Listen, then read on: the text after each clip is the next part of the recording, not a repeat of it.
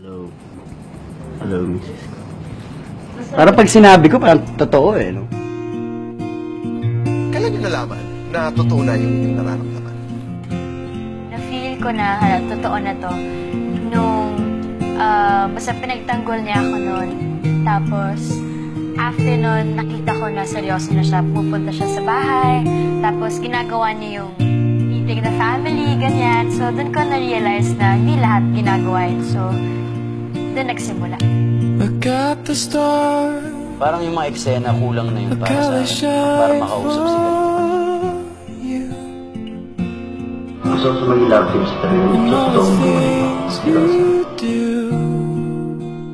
Ford. Senior. Senior sa dito. Came along.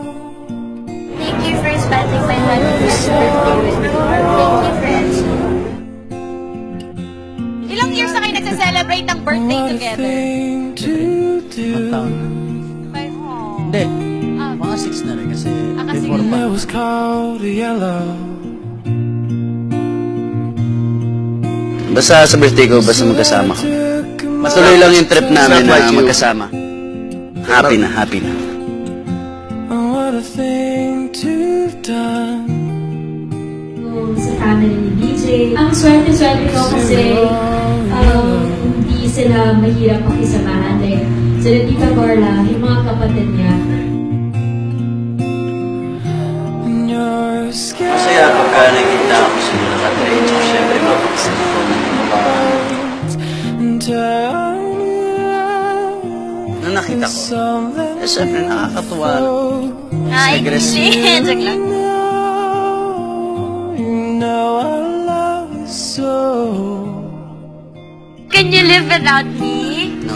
You know I love you so.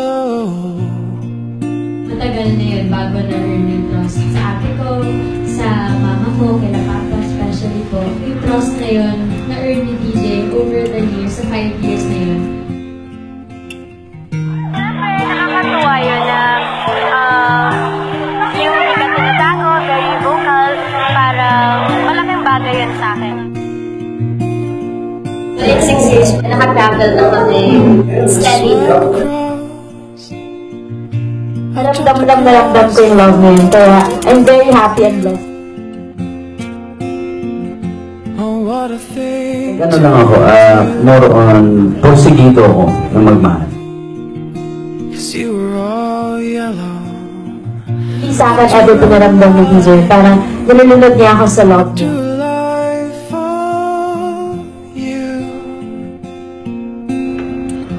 And all the things you Forever po ba sa Forever. meron? Ay, forever, guys. Yeah, like, look at the stars. Do you celebrate monthsaries? Look how they shine for. Wala na, no? Anniversary na kami ni Catherine. And all the things that you